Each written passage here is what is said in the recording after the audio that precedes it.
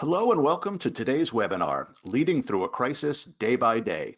I'm Paul Michelman, Editor-in-Chief of MIT Sloan Management Review, and I'll be your moderator today.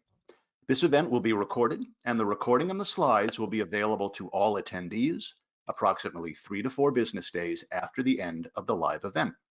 We welcome your questions for our speaker today. To submit questions, please enter them anytime in the questions module on the GoToWebinar control panel. We'll answer as many questions as time permits. If you encounter audio or other difficulties during today's program, please follow the instructions in the questions module. Our speaker today is Eric McNulty, Associate Director of Harvard's National Preparedness Leadership Initiative. We'd like to extend our thanks to Slack for their sponsorship of this webinar. I know we have a fascinating conversation ahead, so let's get started. Eric, welcome, and over to you.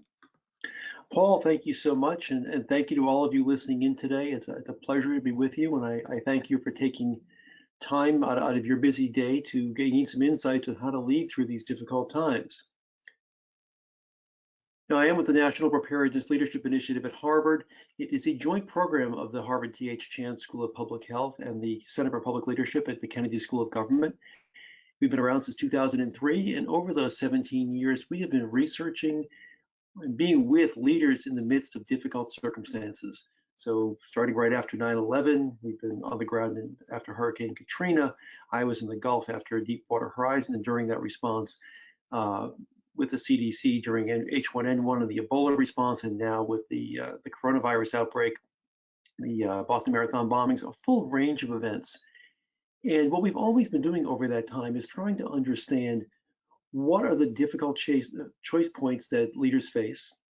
What are the challenges they find most difficult? And what are the best practices for overcoming them?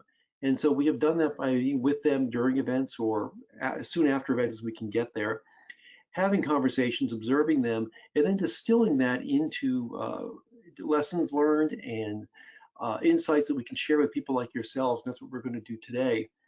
And the basic framework we use as reference for that is what we call meta leadership. And that meta prefix is there to remind you to pull back and take a meta view. If you think of meta research, it spans many, many studies looking for common threads, for example.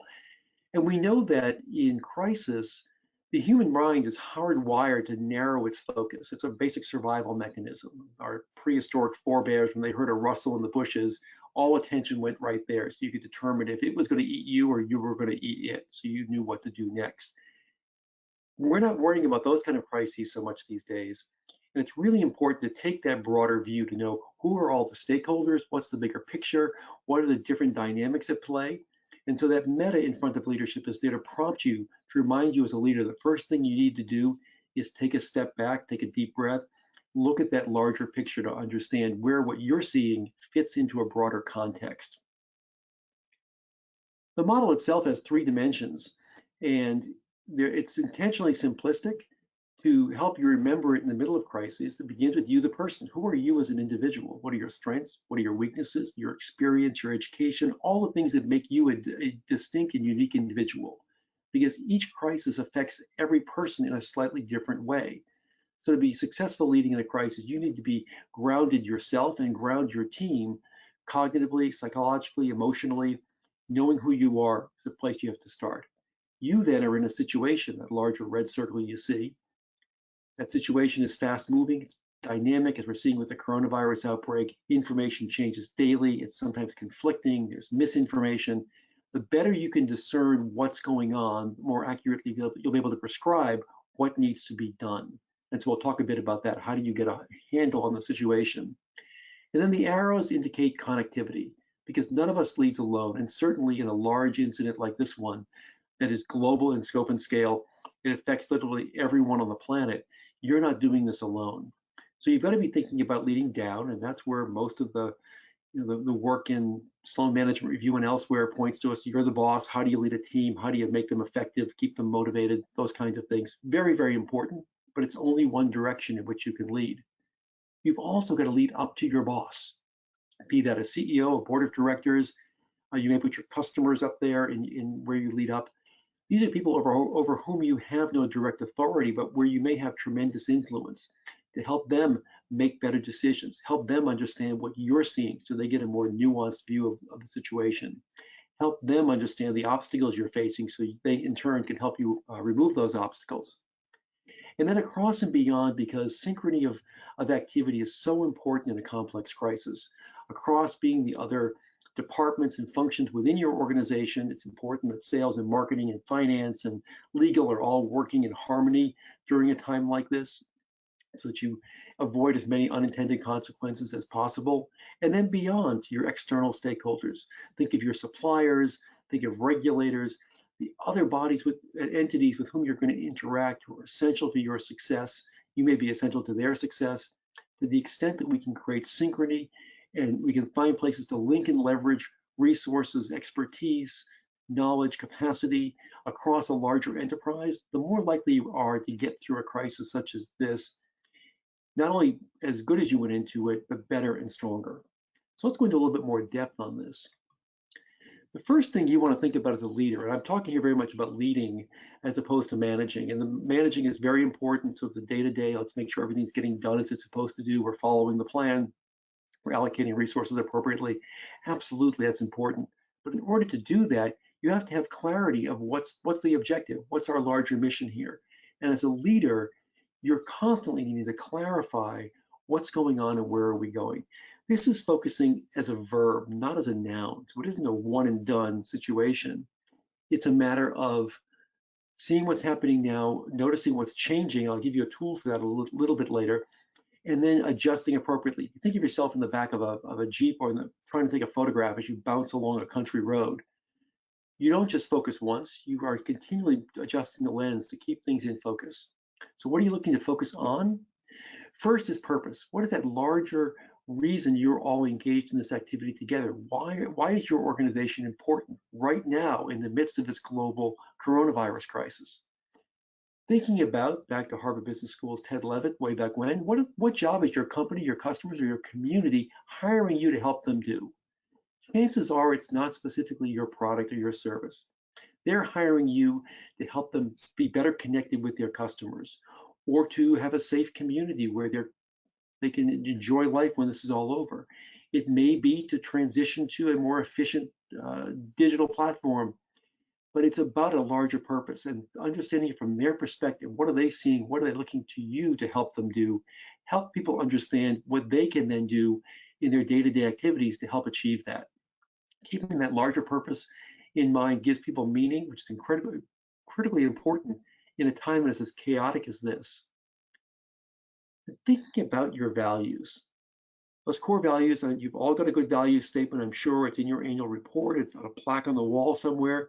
You've got to make sure you're actually living into those values, because people will be looking now more than ever, to see if you are true to your word, true to your beliefs, as to what you're saying is what they can count on. So if you say our people come first, then the decisions you make, the actions you take have to reflect that.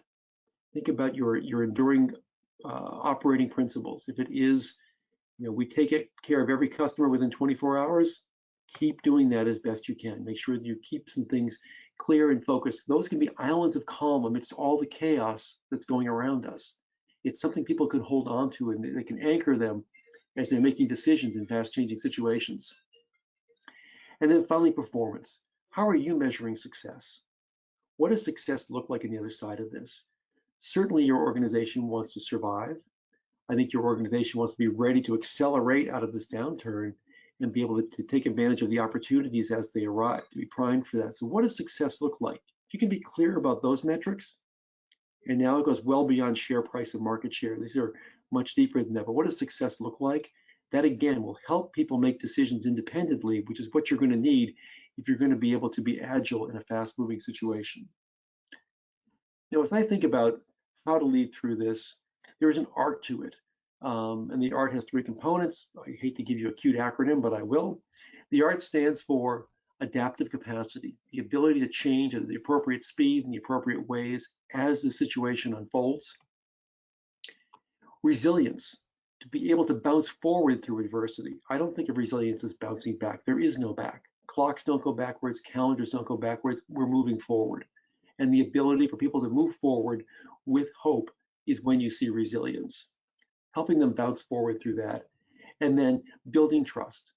Every action, every decision you make throughout this crisis is either going to build trust or degrade from it. And keeping trust top of mind, I'll talk a bit about how you do that in just a moment, but keeping trust, thinking about, as you look at all of your stakeholders, asking yourself, how can we be fully trustworthy to every one of those stakeholders? How can we be fully trustworthy? That's a conversation that will get you through a crisis, and actually in routine times, it can actually lead to deep strategic insights because it makes you think about your business and your organization and the relationships throughout it in very different ways. Let's talk about adapting. There's lots of talk for years now about being agile, being nimble. That was often a process-driven conversation. It's a cognitive business challenges, so the things in front of you. How do we adapt to different market conditions? How do we change as technology evolves around us? As I mentioned earlier, what's distinct about a crisis, in particular a public health crisis like this, is that it dislocates people cognitively, psychologically, and emotionally. And as a leader, one of the things that's most important is to make sure that you and those around you are grounded cognitively, psychologically, and emotionally. So when you're thinking about adapting, you've got to be able to prepare them to pivot through evolving situations, be ready for things to shift. And as I say, be getting them ready. If there's a cognitive piece here, it's understanding what's happening around you, what are the facts on the ground, but you've also got to meet them psychologically and emotionally. One of the things we talk about a lot at the NPLI is what's known as the emotional basement. And that is, again, another one of our inbred instincts that we as humans have. When we're faced with threat, our triple F, freeze, flight, fight response kicks in automatically. It is instinctual, you cannot stop it, but you can control how you get out of it. And when that triple F is taken over, you're in survival mode. You're not making good decisions. You are not evaluating things rationally. You're thinking about, I'm going to die. I have to survive. What do I do? What's the best route? Freeze, flight, or fight? You go through sequentially through those choices in your subconscious brain. All animals do. What you have to be able to do, and if you're going to pivot, is get out of that basement. The simplest way to do that is to take 3 deep breaths. It takes you less than 30 seconds, but it will reset your brain like rebooting a computer. It will bring you out of that basement, up into your midbrain, and into your upper brain, where you can do some complex problem solving. That emotional basement is a real trap, and you will not do good things there. You've got to be able to get out and get other people out. So 3 deep breaths, anything where you can demonstrate self-competence, not confidence, but self-competence, tells your brain you're no longer in survival mode and helps you therefore get out. What you're trying to do is be in anticipatory mode. You're trying to be proactive, not reactive. And we've seen a lot of that in the response to this crisis around the world from governments and companies who've been slow off the gate. You're in reactive mode. And when you're reacting in a fast-moving crisis, you never quite catch up. You're always 1 or 2 steps behind, which means you're out of sync with what needs to happen. Excuse me. You are slower than you need to be, and you will then therefore be making bad choices because you'll be rushing yourself. So the fact that I'm going to give you a tool in just a couple of minutes to help you anticipate what's coming next. And this is important, I think. Whenever I work with crisis leadership teams at companies, large organizations, I suggest they take a couple of people and just have them looking at what are you going to need in 2 weeks, in a month, 2 months. Have them do that medium range forecasting, so you can be thinking about what's likely to happen if. What do we think is what the unfolding of this event is going to look like, and therefore what decisions are faced, what are we going to have to do? So get some people who are just looking forward. They'll help you anticipate what's going to happen, so you're responding, not reacting to changing events. You've got to be asking questions. There's the old school view of a leader as the person with all the answers, sort of the wise sage. In a crisis, no one knows everything. So the smart thing to do is asking questions. What are we missing? Who else should we be talking to? Who else should be at the table? What else might happen? What's best case? What's worst case? If you are continually prompting curiosity, asking questions, you keep people moving productively. It keeps them out of the basement. They're continually feeding your picture, so you get a more nuanced view of what's happening, where you're doing what we call driving to the known.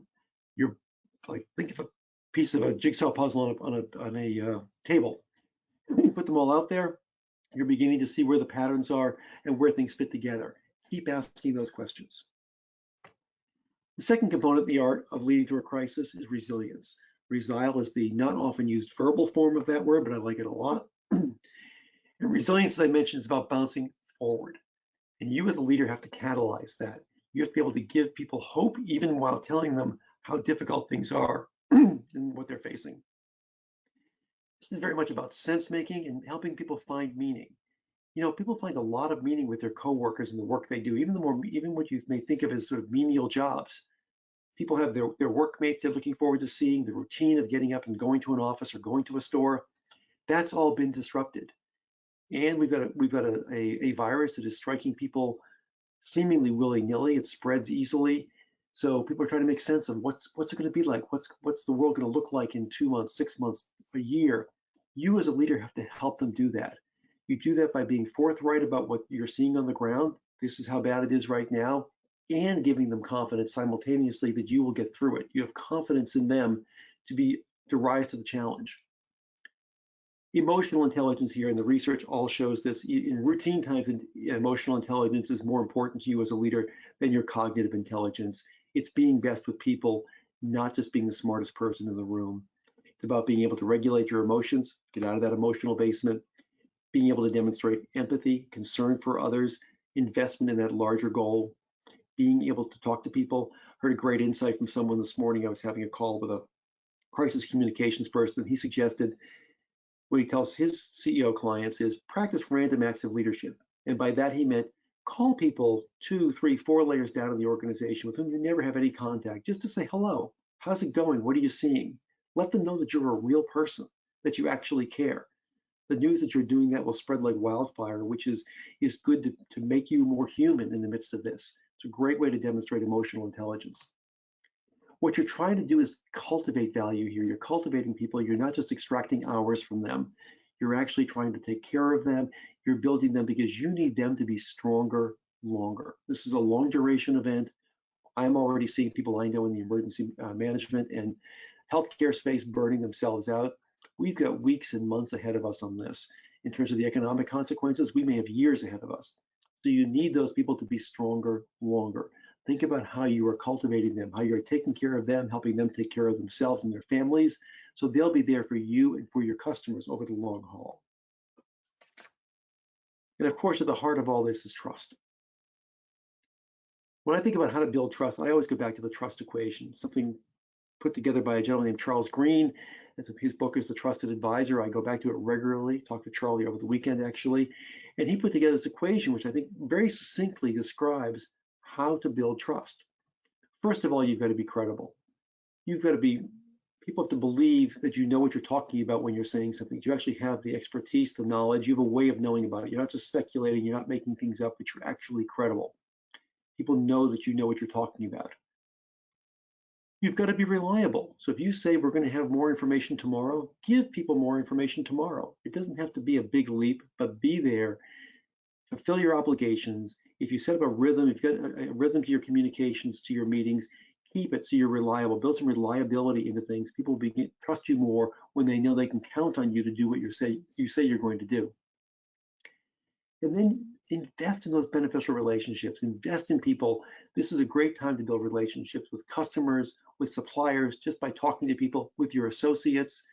Be there and say you care about them as people. You care about their health, their economic well-being, all the aspects of their lives. You think of that as the numerator of the equation. The denominator is demonstrating that you are committed to that larger goal. We're all in this together. This can't be about you as an individual. It shouldn't even be about you as an individual organization. But pull that organization together as one purpose, and then you're there to serve your customers and a larger social need. You're delivering value for people. If you can show that the denominator, that you are not, this isn't all about you, it's about them and that larger goal. This is how you'll build trust with people. So think of these things. Remember these things. Be credible, be reliable, always be ready to invest in relationships, and be sure that it's clear that you're here for the greater good, not for self-interest. What we want to do when we come out of this is we're going to rebound. We're going to, the virus is on its own timetable right now. We can't control what happens there. We're hoping for a respite over the summer. There may be a rebound of cases in the fall, which we hope not, but there may be. And then the economic consequences of this are going to take some time to play out. So I like to think of this as an integrated cycle. I think of it as take a systems view of this. Early on and before this happened, hopefully you were getting ready. You were preparing, you were understanding your risks, you're mitigating them, you had business continuity plans in place, however inadequate to an event this scale, but you were doing something to get ready. That readiness affects your response. If you're not ready, you're not going to respond as quickly. If you are, you will. And that response in turn, that lays the foundation for your recovery, that long-term return to the new normal.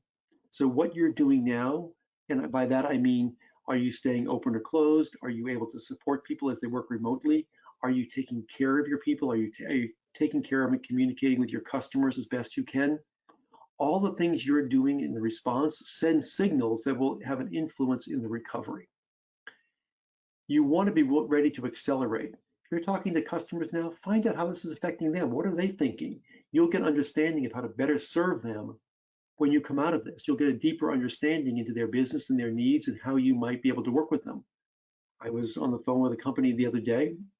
They're in the office products business, office technology, and they have seen how one part of their business shut down overnight because nobody's in the offices they used to serve. However, another part of their business jumped right up because now they had to support people working from home. And they said, boy, this is the thing. We've been talking about digital transformation for 2 or 3 years now. This is the thing that's really going to accelerate it. We can see, talking to our customers, what they're going to be looking for from us as this evolves, as it unfolds, and we begin to rebound. So now we're making the moves to be ready to do that. We're going to de-emphasize one set of things, emphasize something else, make sure we've got the infrastructure, the people, the processes, that we're ready to go. That's how the quality of the response now plays right into your ability to recover and do well afterwards. I promised you a tool, and I'm going to give you a tool here that'll help you pull all this together. And it's called the PopDoc Loop, which is, I'm sorry, it's kind of an ugly acronym, but we had an earlier version with a much worse one. So I will tell you PopDoc is an improvement.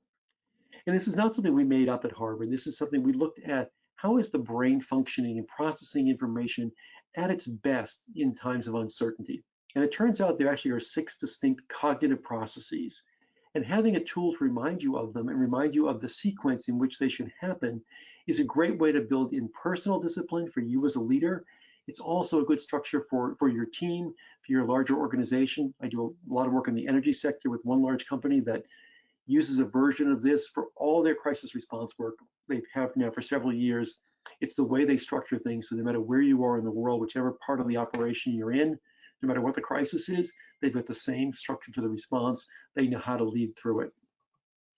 The first piece is perceive. Remember I mentioned that jigsaw puzzle you put out on the table? This is when all the pieces are out there and you're bringing data in from lots of places, different sources, taking that meta view, pulling back, trying to get as much information as you can. From there, you orient, you look for patterns. Some pieces fit together. Every event has patterns. All of life has patterns. As you begin to see patterns, patterns repeat, so you can predict what's likely to happen next. This is getting into that anticipatory, proactive mode. Make some predictions, put some probability against them if you can. What's most likely, second most likely. Try and be honest about that in terms of what's likely to happen based on the evidence you have. And once you start making predictions, guess what? You have to do something with them. That will tee up decisions to make. You think about whose decision is that? How are we going to make it? What information do we need to make that decision? And from there, you've got to operationalize it, because decisions alone don't solve anything. It's only decisions that turn into action that actually solve problems. So what people are we going to need? What resources? How much time? All the operational considerations of those decisions. Because believe me, I've seen very accomplished people in the middle of crises go out and proclaim a decision without thinking through what it's going to take to carry it out. And everyone just looks at them and says, okay, boss, how's that going to happen? And you lose credibility, you lose some motivation. People think you're disconnected. So be thinking through the operational considerations. And then you've always got to communicate. It's part of keeping things clear. Make sure people know what the bigger job is going on, what's their part in it, what decisions have you made, how are you carrying them out. One of the more accomplished emergency managers I've had the privilege of knowing worked at the CDC down in Atlanta, and he actually kept a podium in their emergency operations center. And whenever the top team would meet to review new data or make a decision, he would come out, he'd ring a bell, and he would give everybody in the room sort of a 3 or 4 minute brief on what they just talked about and what decisions were made. It made everybody crystal clear of what was going on and what was coming next. And from there, you go back to perceive. The PopDoc loop is built around a figure 8 because it's a symbol of infinity. Once you've made decisions, taken action, and communicated that, you have to re-perceive to see, did it have the actions we thought it was going to, the impact we thought it was going to have? What's changed? If things are going as you thought, okay, what's our next set of patterns we see? What are our next set of predictions, decisions, and around you go again? If it didn't have the impact you thought it would, you've got to pull back and re-strategize. See, okay, what didn't we account for? What went wrong? What's missing? And begin to fill the picture in a different way. On the left here, you have those first 2 dimensions of the model I showed you on the first slide, the person. So you're grounding yourself cognitively, psychologically, and emotionally. You're understanding a situation. And on the right, you're activating that connectivity. You're getting all the stakeholders engaged, doing what you need them to do so you can move forward. So on the left, you're thinking, and on the right, you're taking action. And the beauty of this tool is it'll feel a little forced at first, but if you use it, it actually becomes second nature because it is built around the way the brain naturally works. It makes sure you don't get caught in paralysis by analysis, but it also makes sure you don't jump too fast into taking action without understanding what's really needed. What you want to do in a complex crisis is get into a battle rhythm. Get into a place where you're working smoothly, people are understanding what's going on, you have a predictable rhythm of what's happening. These 6 steps, this tool could help you establish that rhythm, help you jump in and tackle even a complex crisis like the coronavirus that we're now facing. It gives you the discipline to make sense of it, to help people get some certainty around what they're doing and move forward productively. And with that, I just want to leave you with one final thought, which is that you're it. And when we named the book Youre It, and we put this on our presentations, it's because it's true. You are it. If you're leading, people are looking to you. And you, of course, is both singular, you as an individual, but also you is plural. You've got to bring your team, your organization together as a collective it, who are working together, supporting each other, seeing that larger goal, taking aggressive steps to get there, overcoming obstacles. This is the moment, folks. You're it. I look forward to the conversation with Paul and taking your questions. Eric, thank you so much. That was a terrific presentation. And now we're going to move into our Q&A session. We're leaving more time than normal for questions and answers because we anticipated there would be a lot of questions from those of you kind enough to join us today, and we have not been disappointed. So Eric, I'm going to dive in, and audience, just as a reminder, you can continue to submit questions using the questions module in the Go to Webinar tab. It should be on the right of your screen. So Eric, let's dive in with a question about the role of command and control during this period. Whose job is it to lead in a crisis? I got a pitch yesterday from someone making the argument that authority in the traditional hierarchical sense was making a comeback. What do you think? Yeah, I hate to give you the traditional academic answer of it depends, but it does. I think the real thing that leaders should be focused on is order.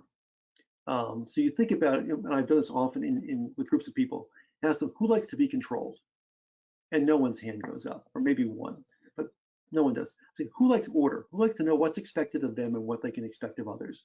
And almost everyone's hand goes up. So you want to use authority or command to the extent that it improves order, it fosters order. So there are times everyone's confused, they don't know what to do. You may have to walk in and say, you do this, you do that, and take quick charge and start commanding people. However, if you try and do that over the long haul, events like these are too complex. You can't do it alone. You'll wind up being a bottleneck and slow everything down. So be thinking about order beyond your control. That's really what you're trying to get to. Do you think, that how much order that you're going to bring to bear, kind of how much of that military rule versus civilian rule, forgive me, it's a poor analogy, how much of that you engage in should be based on the type of structure your organization is today, or does every organization need more order during a crisis? I think you need to instill order where you can. Obviously, there are things you can't control. The virus, it's setting the timetable right now. You can't control what your government is going to do. For example, you're able to influence it, but you can't do that. You want to create some order and some rhythm in people's lives. So have your briefings at the same time every day. Look at what you can control and insert some order there. But I will say, even in the military, I do a lot of work with particularly the U.S. military as well as a couple of overseas forces. They're much more based now on what's known as commander's intent. So that hierarchical person will say, here's the larger objective, go get it. And then use a lot of freedom to the people on the ground to make decisions, take actions, and flex in order to get there. The next question is a difficult one. Difficult, I think, for you, so I apologize, but difficult for us to even wrestle with as individuals. Why were we so unprepared? I don't mean for the pandemic specifically, but I mean for any widespread crisis. I don't think any of us fully understands this, but we as a species seem to be unable to prepare for the big bad one. I mean, climate change is the classic example. We see it rolling forward, the data is there, yet we still lag in our preparation for it. What I'm hoping coming out of this is that preparation may actually get a little bit sexy. If you look at that graph that I showed about readiness, response, and recovery, if you were to put those on a timeline, response is always the shortest one, but it actually usually gets most of the resources, most of the attention, most of the glory. But it really is the readiness and recovery that determine your overall long-term health. I've done a fair bit of work in high-risk industries like in the energy sector. They do take it very seriously. They do prepare. They build cultures around health and safety that put a lot of work into it, discipline into it, and they actually do. They weren't necessarily prepared for this giant global event, but there are people who have gotten it right. And they say it's a discipline, it's a mindset of bad things are going to happen. Therefore, it's in our best interest to get ready. What are the most prudent steps to take? I imagine the people who you've worked with in the past are amongst the most prepared, right? The people who've been receptive to, to listening to your research and the work you and your colleagues have done. I have to ask though, are you prone to sudden bursts of screaming? Why didn't more people listen? Yes. Yes. Yeah, you can just say simply yes is sufficient, I think, for this one. Okay, yes. If you look at this, you see these things coming. Again, the reporting now is showing the predictions of a big pandemic like this, for example, have been there for a number of years. Yet we said, oh, we'll get to that eventually, but then eventually gets to you first, which is not a good thing. Right. Well, we can all be hopeful that we're going to heed warnings better in the future. Yes. A number of people are interested in hearing a little bit more from you about helping employees cope with their emotional needs, with their psychological needs. And I think a lot of leaders are struggling just to be in touch with their employees' emotional state, because not only are we dealing with an unprecedented disruption, but we're doing it dispersed from one another physically, and often not used to dealing with each other at a physical distance. So help us understand kind of some early steps we can take to ensure we at least have some understanding about how our people are feeling. You're right. We have multiple layers of disruption right now.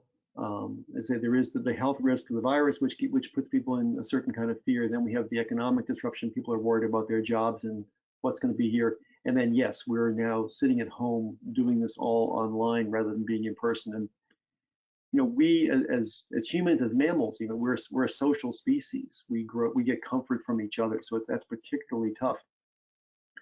What I would recommend to people is think of this a bit like a phone tree in your kids' sports league, where everybody called 3 people, and eventually you got to all 75 parents who were involved in making sure the kids showed up at the soccer field at the same time.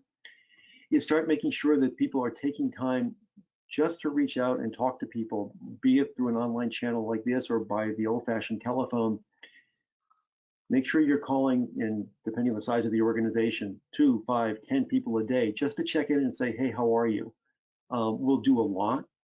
And then, as I said, I mentioned earlier, the sort of random acts of leadership of having more senior people call down to more junior people, just reaching out again, saying, hey, we're here, what do you need, what's going on? Getting those more casual conversations going will make people feel like they're part of a larger whole, and you know they're there, and you know what they're facing. Do you think there's a role for boards to be more actively engaged in the operations, particularly of larger organizations right now? After all, C-level people need, need emotional support as well. They do, and I remember one of the things I learned from Admiral Van Allen, who's the former commandant of the U.S. Coast Guard, who was well known for his role in both Deepwater Horizon and Katrina. He talked about something called peerage, which was he would get random calls from people in the other branches of the service at his level, or people from the national security apparatus who would just call up and say, what's going on? What do you see? What do you need? And gives the person a place to vent. So I think the CEO in particular, the senior roles, you don't necessarily have somewhere to just go throw it out there. So that would be either calling a fellow CEO and establishing that relationship, or with the board. I think you don't want a board micromanaging things. That's the worst thing that could happen right now. But a board that can appreciate what's happening and make sure they support what you're trying to do to build new capacity and adapt what you're doing. And then certainly there to support your preparedness efforts after the fact. Because again, it's one of those things that if we had said even 6 months ago, a CEO came and said, I want to keep enough cash on hand in case we get a 6-month global shutdown, they would have laughed him out of the room or sent him off for a long, quiet rest somewhere. Because they said, no, use that cash for something more productive. Now the boards have to understand that, yes, these big shocks come and we've got to be ready for them. So they got to make sure they support those kind of actions. Eric, here's an easy one. Would you repeat the name of the book you mentioned? A number of people have asked. The Trusted Advisor? Yes, that's it. Yes, by Charles Green. I hope I'll remind him he owes me a royalty for every one of those. It's called The Trusted Advisor. It's several years old, but it's really good in terms of building trust in your organization. Thank you. All right, now I'm going to move to a more difficult one. In a crisis like the one we're experiencing, it's difficult to have clear performance expectations, as they often change daily depending what your function or industry. Any tips on helping team leaders communicate performance expectations to their employees, and even communicating the idea that those expectations are going to be in a state of flux? Right. So I think you should, first of all, look and make sure that the sort of day-to-day metrics aren't trapping you. I mean, nobody is, unless you're making ventilators and masks, is looking at sales volume right now. We're all kind of having to recalibrate a bit. And so I think you want to craft appropriate metrics. It may be not so much, your salespeople not in the sales they're generating, but how many customer contacts are they having per day to make sure they're still staying engaged and not just cleaning out their files and rearranging the desk at home. I would be looking to, if you're an organization that has any engagement or well-being metrics, look at those really carefully and figuring out how you're going to get feedback on those now. Look at retention in terms of thinking about who do you want to make sure you've got on board or you're able to bring back quickly when things are ready to ramp up. And you've identified those and that's clearly in place. Again, it's a good HR metric. But it's a good conversation to have, I think, with your team. Is that what matters right now? How are we going to know that we're being successful? It's a good chance to get input into your metrics and get different feedback from people. But I think you're really looking to see what are we going to need to be ready with to accelerate when things are ready to come back, and that could be the lull over the summer or in the longer haul when we get a vaccine a few months from now. What are the pieces that are going to have to be in place, and therefore how do we measure our progress in getting there? Great. Let's imagine that you work in an organization that perhaps hasn't embraced some of the principles that we've been discussing today, and leadership seems to be fumbling it about. Any advice for people perhaps not in the leadership ranks who would like to get some of these ideas onto their leaders' agenda? So I think this is a managing up question. Yeah, how do you could forward a link to a Sloan Management Review article that I think Paul would be happy to share with you. Amen, brother. To get it up there. Or I mean, one of the good things aside from that is first of all, you need to know who has your leader's ear. Is it their chief of staff? Is it head of HR, CFO, whomever it happens to be? Can you get up to that person? begin to circulate some of the things that executive leaders are doing that are resonating with people. So there's a video that, I don't mean to give an endorsement here, but I will, but Artie Sorensen, the CEO of Marriott, did an internal video, which then was public and has gone viral, which I think is a great example of a CEO talking to his people about what we're looking at, how we're going to get through it, how his confidence in the team, and you can see how emotional he is as he does it. If those things start to become a bit viral within the organization, the good examples, and get forwarded around, that eventually gets on somebody's gets on the radar of the very senior leaders. And I think also bringing up the point of this clarity of, okay, we're just not sure what's the expectation here. What do you see going on? Keep pushing them to clarify for you what's happening. Eventually, they tend to get it of, okay, I kind of know what's happening here. But you have to realize they too are often in the emotional basement. So even giving them the signal of, you know what, here's what we're working on here. We've actually got it under control. Things are working really well. Send some good news up. They'll want to know how you did it. And it gives you a chance to influence up that chain of command. Yeah, very good. I mean, I think leaders who can identify people doing good things, effective things, taking their own initiative can be actually a very powerful tool. Absolutely. You show people have agency in this and recognize that and reward it. It's great. Terrific, thank you. So during the course of your presentation and in our discussion, you've referenced some, I think, powerful examples, particularly from earlier crises. Do you have any kind of very near-term anecdotes you can share of organizations who are doing creative and effective things right now for their employees or their customers? Yes, and I said the office products company I mentioned earlier in the call, they were very, very good. They're a global company. They would work through independent dealers, and they very much have focused them on from traditional products and services into this digital transformation, and thought it through from what do we need our salespeople to be doing, what does our marketing look like, even with a reduced marketing spend right now, how do we support all of that at each level of the organization, and they've seen real opportunity, and it's come from listening to customers and being very open to that feedback.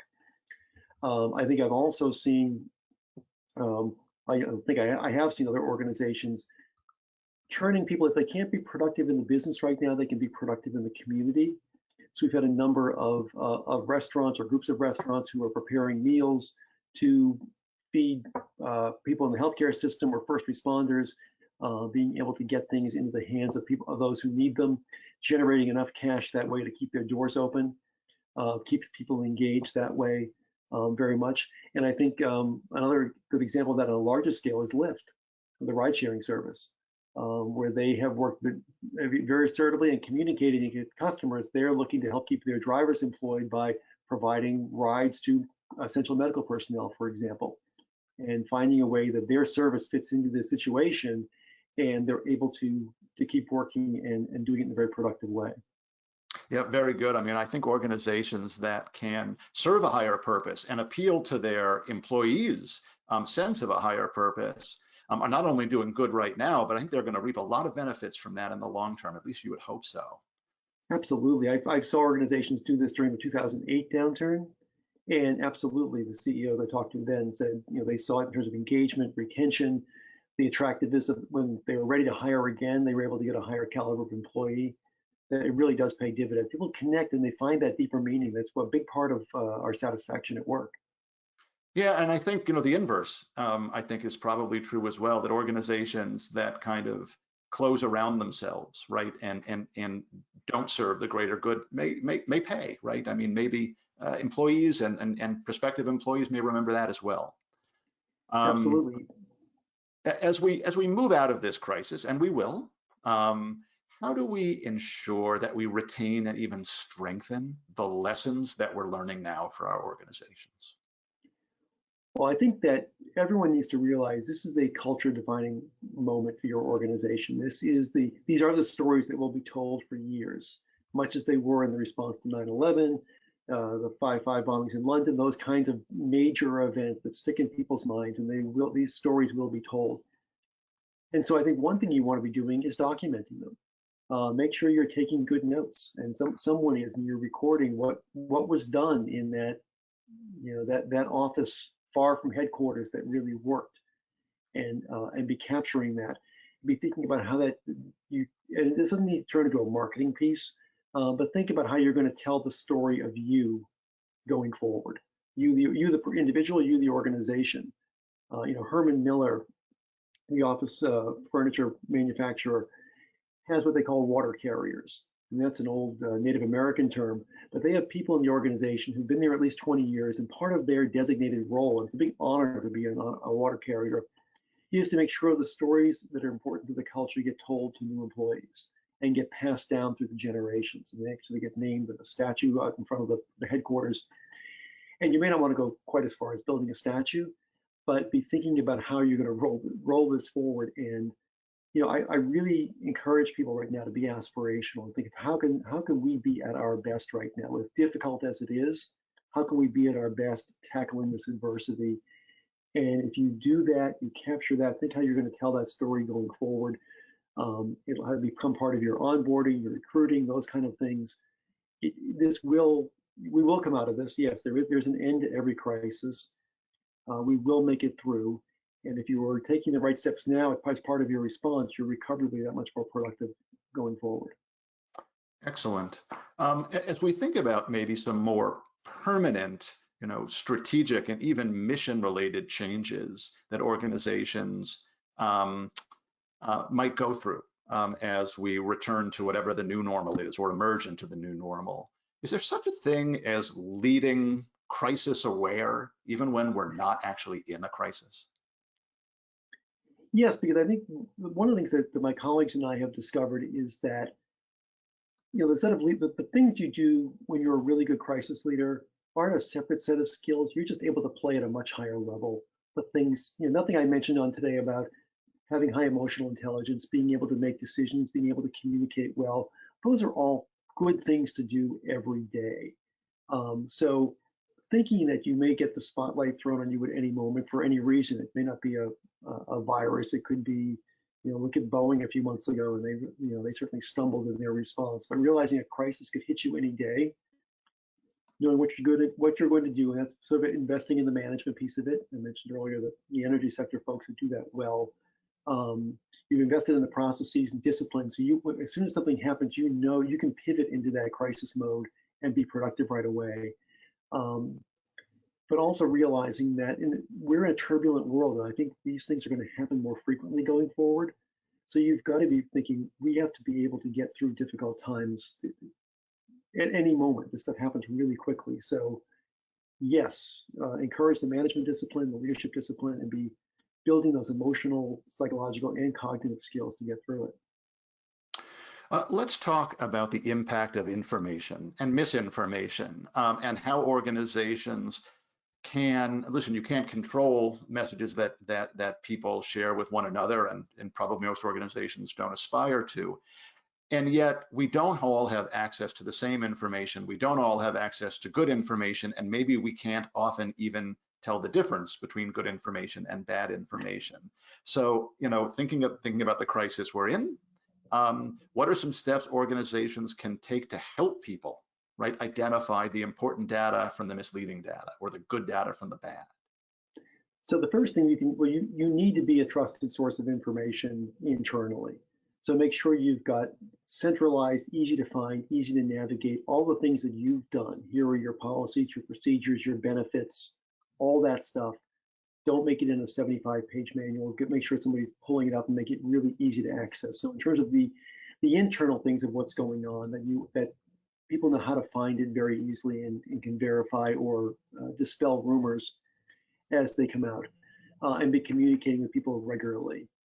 Include links to trusted sources such as the CDC and the WHO for the disease-related information. And even incorporate it. Now, one of the more interesting things, the better stories I've seen coming out of this, and we can share this link somehow with your listeners afterward. One of the companies I work with is a company called Schlumberger in the energy business. They built a COVID-19 app because they put a lot of their health and safety information on apps for employees for their global workforce. It was so well received that Microsoft, who built it for them, said, would you make us available to other companies? And they said, sure, we'd be happy to. And so now for free, you can go and get the guts of that app, and anybody can build it. So you've got a core of sort of where to get information from external sources, and then you can add your own policies and procedures around it. And it's a way of, there's a saying, there are no secrets in safety and security. And so sharing it and paying it forward, that's something that's available out there, is that we can figure out how we get the information to your listeners. But that's the kind of thing you need to be thinking about doing. And if you can't build an app, at least get it up on your internal website using your internal communications channels to continually communicate. Thank you. So this next question is a variation on something we talked about a little while ago, but I think it's important. If you're a middle level manager in an organization and you're getting unclear guidance from the top, what's your role in providing stability to your own team if you're not getting kind of a clear direction from your own bosses?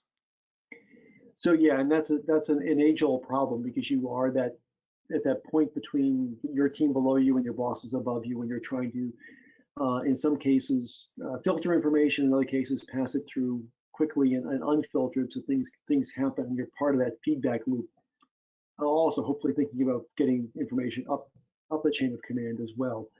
I think what you want to do is make sure that your team maintains their trust in you. So if you're getting things that are unclear, you can say, I'm not quite sure. This is unclear to me as well. Here's what I'm doing to try and get more information to figure it out. I'm going to call Sally or Bob or whoever it happens to be that might be able to clarify it for you. And give them the best direction you can based on what you understand to be the larger objective. I think we have to understand, in crisis situations, smart people with good intentions can wind up working at cross purposes because they're all trying to do good things really quickly. But stopping the lack of clarity as best you can to filter for your people so they can, into some sort of coherent form, acknowledge where it's not clear for you too, and then work aggressively up to get it clarified. Thank you. I mean, I think folks in the middle of the organizations, especially larger, more complex organizations, have a particularly challenging role. Well, perhaps all the time, but particularly now. And knowing when to like act on your own, basically, is one of those really tough calls. So thank you for that. We have several people asking about kind of how to balance the right amount of communication. I think some people are seeing such an overabundance of communication, they feel like that's actually that's actually adding to people's sense of stress and feeling overwhelmed. Even the act of checking in with someone to see how they're doing can have the inverse effect. Any thoughts on how to balance that? Yeah, and this is where it's really helpful to get into a rhythm, and in sort of when you're pushing things out, and you may say, we're gonna update our information every morning at 8 o'clock, and you are religious about doing that. That's great. And then in between, if something dramatic happens before tomorrow at 8 o'clock, we'll push something out. But otherwise, we'll update things you can come find if you want to. You as an internal site or through Slack or some other channel, update things so people can come get them if they have a question, but don't constantly be pushing things at them. And I also would encourage. It is difficult. I have difficulty myself with this, but encourage people to turn off for a while during the day, to pick some periods of from 10 to 12. That's actually when I'm not going to communicate with anybody, and I'm going to be doing what other kinds of work I need to do. So you get a mental break from the onslaught, and give people permission to do that, to say, okay, we need you to make sure you're on at these times and/or 3 times a day, whatever it happens to be, get that right rhythm.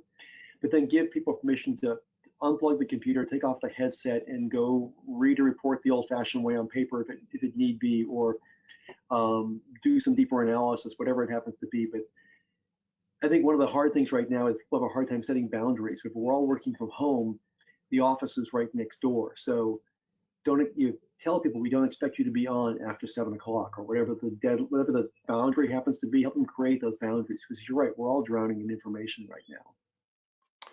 And speaking of drowning, I think as we are kind of getting to the new normal, as we are returning to some semblance of routine business operations, at least as we remember them, there's going to be an inclination to kind of triple our efforts to make up for financial loss, right? To get the business up and running as quickly as possible, which in and of itself can be an incredibly stressful and difficult thing to do, but also might rob organizations of the opportunity to learn. So any thoughts, again, on balance with respect to returning to normal operations? Well, you're right. There'll be a tremendous pressure to move forward quickly to recoup some of the losses that we're seeing right now. I think one of the benefits we may have in this crisis is I think there is likely to be a phased restarting of the economy. There'll be certain workers and certain kinds of establishments that open first and then second and then third. There'll be some jockeying to be in an earlier group, I have a feeling. But a couple of bits of wisdom I would give people now. One is to, as you're turning things off, think about what it's going to take to turn them back on. So what needs to be in place, what changes might you want to make, who's going to need to be there, so that you don't sort of wait to flip the switch, because it's never as easy to turn things back on as it was to turn them off. Any organization that's gone through even a short duration crisis has seen that. And with that notion of wanting to accelerate when you come out of this, what the work to do now is what processes can be streamlined, what protocols can be changed, what people do we want to make sure are in place, so that you're using some of this downtime to actually get smarter, better, do your sort of training for the next race, as it were, even though you're disparate, and realize things are going to be different. There are going to be people who are never going to want to go back and work in your office again. They're going to want to work from home because they figured out this work. And there'll be companies who are going to say, we're not paying for that real estate anymore because, you know what, this works. So think what changes that's going to require, and how do you get more expert in managing that kind of workforce going forward. Great, thank you, Eric. What are some challenges that you see as more prevalent for small organizations during the crisis? Presumably they have fewer resources, fewer access to expertise. Yes, and I think that and cash flow is king. I've worked in small organizations. I've been an entrepreneur. Cash flow is the thing that gets you every time in a situation like this, and it's going to be tough. So I do hope the various governments around the world that are providing support do so quickly and in a very streamlined way. I will say this is a great time to reach out and either form or be part of, be it a mastermind group or similar kind of peer support group, which many small business people are part of now, where you get access to fellow CEOs, fellow CFOs, fellow entrepreneurs, just to talk, share best practices, see what's going on, and that's a good way to do it. And be creative. One of the things I see, again, very localized, because I'm not traveling as much as I used to, but here in Greater Boston, is both tremendous creativity among small businesses trying to find both a way to survive and a way to serve a need, and tremendous support, at least for the B2C businesses, among their customers, of wanting to support them, of wanting to help, of wanting to do Takeout Tuesday or support those efforts to feed the front lines, those kinds of things. There's one office supply store we all know in Harvard Square that it's doing, they're doing takeout. You call them and tell them what you need, and they'll meet you at the door and hand it to you. Again, be creative. Find, through your merchants association, through your chamber of commerce, find people who are in similar size, similar situations, and have those conversations and share best practices is probably the best thing to do. And then watch for there's a lot of good free resources that keep popping up, because everyone, yourselves included, are trying to provide the best information possible to help in this time, which means there's a lot of resources available. Thank you, Eric. I'll say we have about 2 minutes left. Let's try to get in 2 final questions, perhaps one on the negative, and then we'll end on a positive. What's one of the biggest mistakes you see leaders making right now? I think that one of the biggest mistakes I see is that they continue to be slow to acknowledge how bad this is going to be, and therefore being slow in their response, and not being proactive and really pushing to think how are we going to play offense during this and come out stronger on the other side. They're still denying the reality. That's probably the biggest one I see right now. So at 12 p.m. today, or a minute from now, when we conclude this conversation, what's one thing that the audience can do right away to feel good about themselves and to make their organization feel just a little bit better? I think you want to reach out and have a conversation with someone today and ask them this question, and have them ask it back to you. What gives you hope for the future? I get it. I'm fortunate. I get to work with students. graduate students, undergraduates in some cases, but I get to work with students and first responders who are always working to make the world a better place. They're optimistic. They see a better future. That keeps me fueled and going forward. And I think everyone needs to find that place, that thing that can give you a bit of hope. And it may be musicians coming together to play virtual symphonies. It may be, again, efforts to make masks or to feed people. Find that, but start having that hope conversation. Be kind, be compassionate, ask about hope. That's what we need of each other. That's what makes us all feel better and come through this stronger than we went into it. Terrific final words. Eric, cannot thank you enough for joining us today. This has been a wonderful presentation and discussion. And to our audience, thank you as well. You've been incredibly generous with your questions. We're sorry we didn't get to more. This has been by some measure, the largest and most popular virtual event we have ever done. And we hope you will join us for future events. Over the next few days, please look for a feedback survey that we'll send via email, and we'd greatly appreciate your thoughts and your opinions. A reminder that today's recording and slides will be available within 3 to 4 business days. And we also invite you to register for the next webinar in our special spring series. Please join Andrew Winston and me next Tuesday, April 14th at 11 a.m. Eastern Time for a program titled COVID-19, Climate and the Clean Economy, Gigatrends Shaping the World. This concludes our program. Thank you again for attending. Thank you again to Eric McNulty, and thank you again to our generous sponsor, Slack. Hope you have a great day.